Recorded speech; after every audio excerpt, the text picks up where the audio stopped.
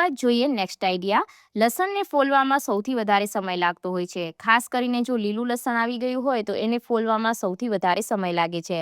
અને જો તમારા નખ નાના હોય અને આપણે જ્યારે લસણને ફોલીએ તો ઘણી વખત નખની અંદર બળતરા પણ થતી હોય છે અને પીડા પણ થતી હોય છે। તો આજે હું તમારી સાથે એક એવી ટ્રીક શેર કરવાની છું જેની મદદથી આસાનીથી તમે મિનિટોમાં કિલો લસણને ફોલી શકો છો। તો જુઓ, સૌથી પહેલાં તો આપણે શું કરવાનું છે એ જોઈ લઈએ। તો આ જે લસણની કળીઓ છે એ મોટી છે, તો અહીંયા મેં 3 ગાંઠિયા લસણના લઈ લીધા છે।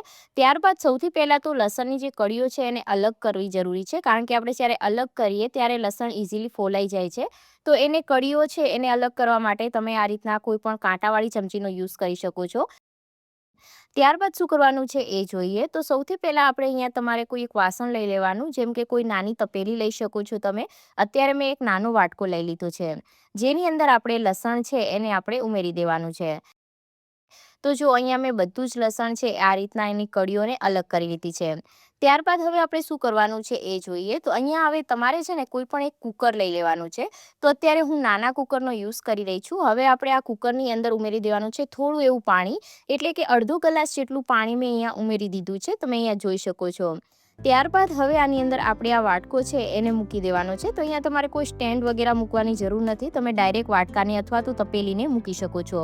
તો આ રીતના આપણે સેન્ટરની અંદર પહેલાં તો વાટકાને મૂકી દઈએ, અને જ્યારે તમે વાટકાને મૂકો છો ત્યારે એના ઉપર પણ આપણે થોડું પાણી છે એ છાંટવાનું છે। તો ફક્ત આ રીતના હાથની મદદથી થોડું આપણે પાણી છાંટી લેવાનું છે। ત્યારબાદ હવે આપણે ઢાંકણને બંધ કરી લઈએ। તો જ્યારે તમે ઢાંકણ બંધ કરો ત્યારે તમારે એની જે સીટી છે એને કાઢી લેવાની છે, અને પછી આપણે ઢાંકણને બંધ કરી દઈશું। પૂરો વિડીયો જોવા નીચે ક્લિક કરો।